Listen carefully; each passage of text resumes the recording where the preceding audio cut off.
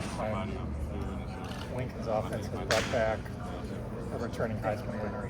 What does it mean for you guys as the receivers, having someone of that caliber back for another go-round? You know, honestly, I never really thought of it in that regards. I mean, we're excited just to get back to work. Obviously, we weren't satisfied with the last time that we was out on the field as a group and performed. So, I mean, our motivation and our thought process really has just been, you know, be able to get back to work from a coaching standpoint, to be able to really just be back around the guys and help each and every one of them develop and grow. You know, obviously Caleb is someone that's talented, but we feel like, you know, all of the guys in that room are talented. So, you know, we feel like, you know, having a summer and having a season in the spring, you know, for the bulk of the group, the camaraderie and those, the nonverbal communication of them, you know, being used to each other, around each other, and being able to work, we feel like, you know, that'll give us, you know, somewhat of a competitive advantage because of the familiarity. But I mean, honestly, I hadn't really given much thought about, you know, any of the accomplishments of any of the guys. I mean, that was last year. Now it's just time to be able to go out and duplicate it. See if we can do it again.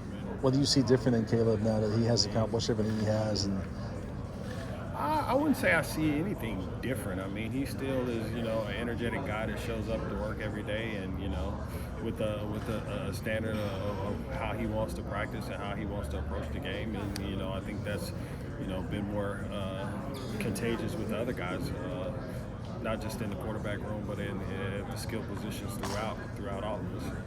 And you've been with Lincoln a while. He's spent a lot of off seasons, seeing him kind of change between seasons, I would imagine. Anything different about this off season than any other that you guys had before?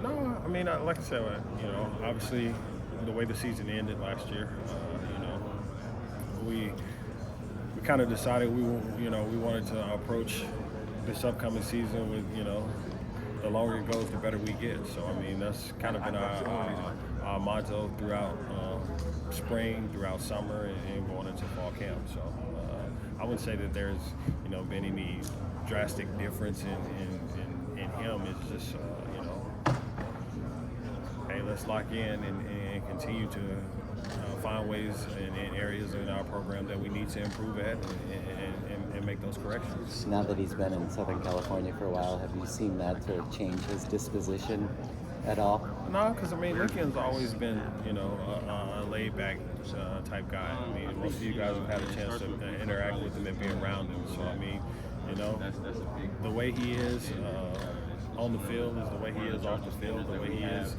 when he interacts with you guys in interviews is the same way that he is with us, whether it's on the field or in the meeting room. How does that consistency keeping the guys accountable? Your football coach? Keeping everybody. Because, I mean, in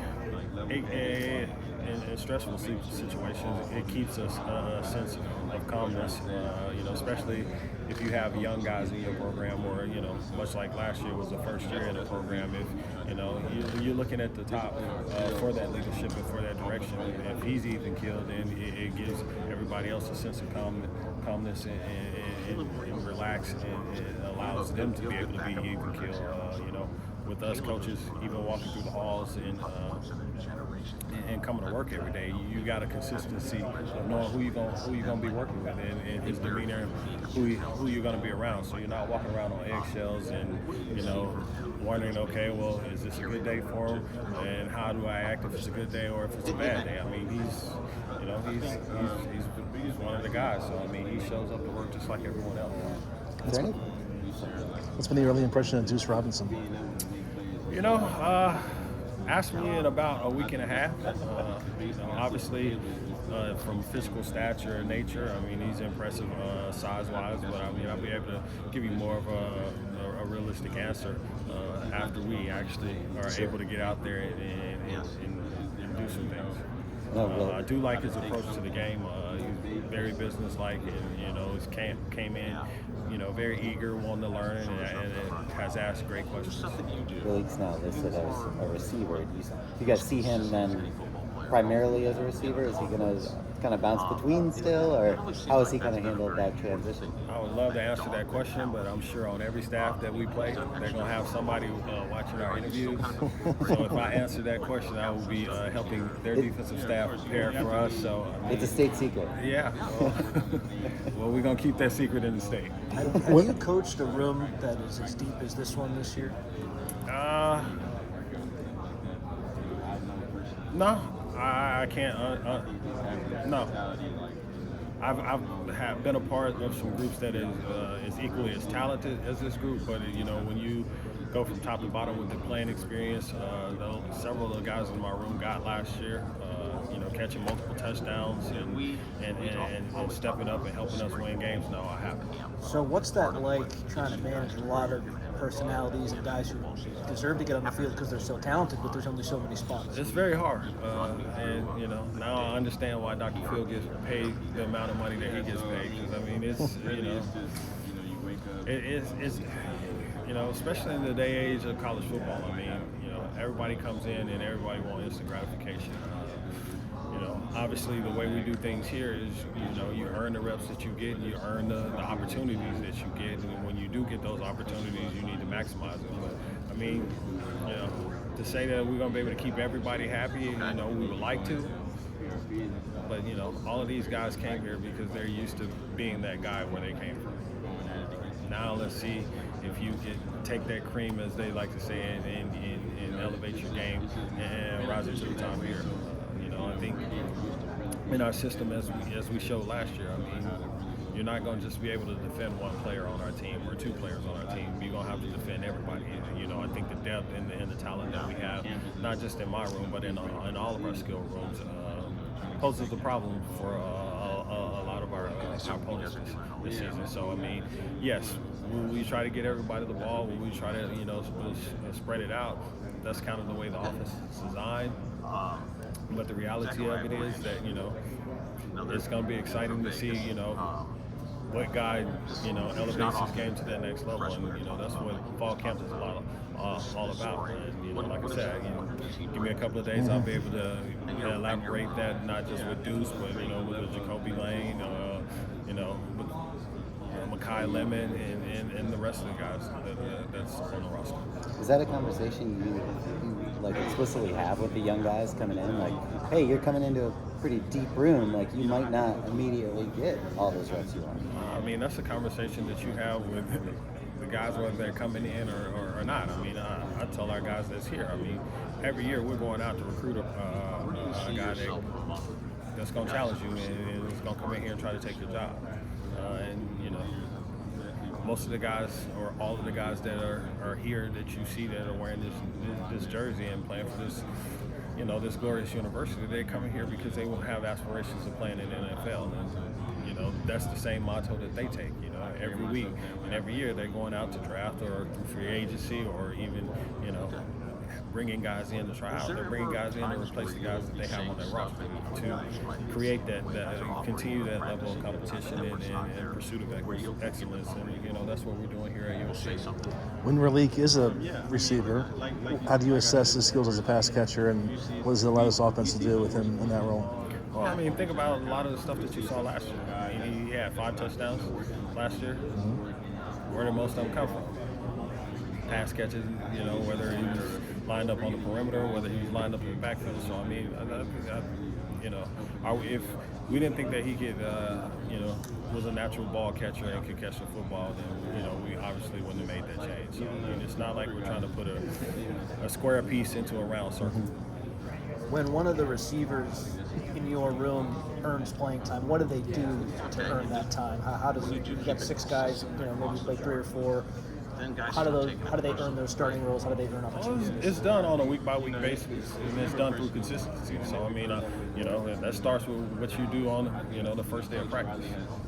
Obviously, we harp on being physical on the perimeter, you know, not just, you know, when you have the ball in your hand, but, you know, blocking for your buddy. So that's one way of doing it. Consistency in your alignment and your assignment, consistency in the depth of your routes, and then what do you do once you get the ball?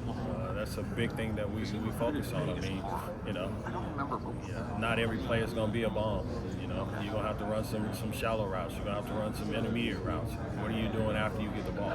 Give us a reason to come in here and say, hey, we got to figure out how to get the ball in this guy's hand again. So, I mean, that's how they earn their spots on the depth chart. And everything's charted, so it's not like it's a surprise. You know, if you're getting a lot of reps, if you're not getting a lot of reps, they get the results of what they do every day in practice. You know, an hour to an hour and a half after the practice is over.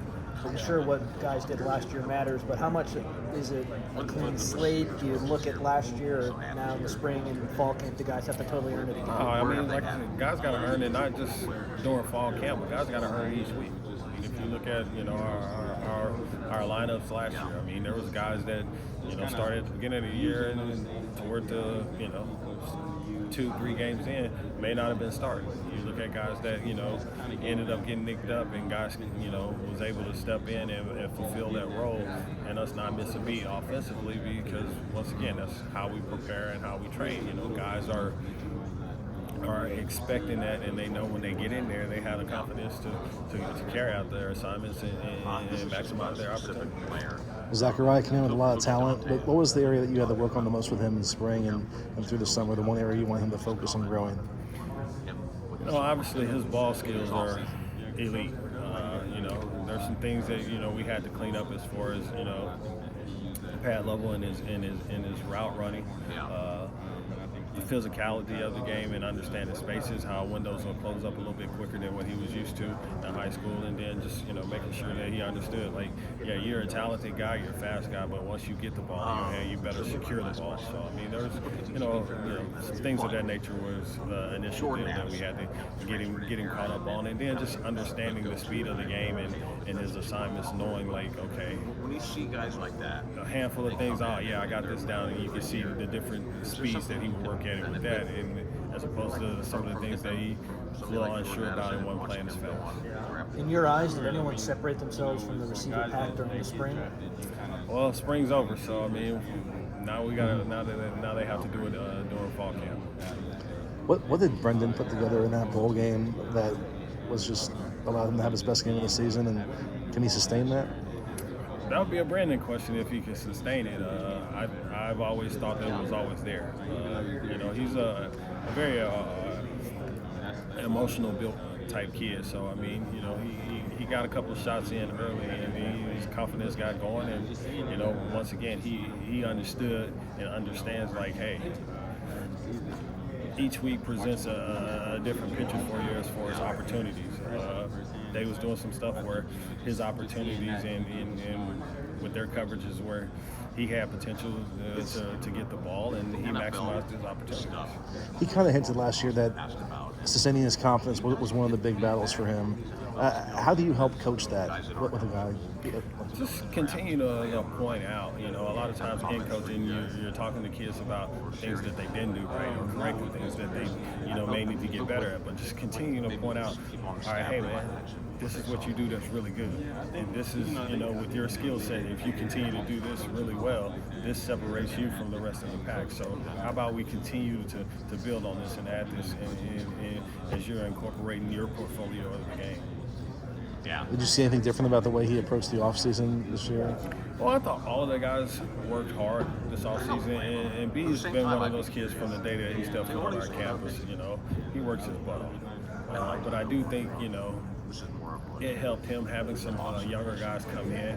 So now he's not just doing it, he's bringing someone along, and he's having to kind of mentor and coach them. So I think that did kind of help him, because it gave him a chance to go back and look through some day one install things. And when you start explaining things and teaching things to other people, you pick up on the little nuances that you may have been like, Me personally, I didn't really think about it like that. Now, as you're telling it to someone else, you really start to think about it. So I think that, kind of, sparked a light with him. Speaking of hard off-season workouts, would you recommend 2.5-hour fishing excursions trying to reel in a tuna? I would have until I personally had that experience. Was that the hardest thing you've ever done? I wouldn't say it was the hardest thing I ever done, but I would say this: I definitely didn't train for it, and definitely didn't expect that to happen. I'd always wanted to go on, Wicked Tuna, and I guess I could check that one off my bucket list. One more on Brendan. His dad was at most of the games last year.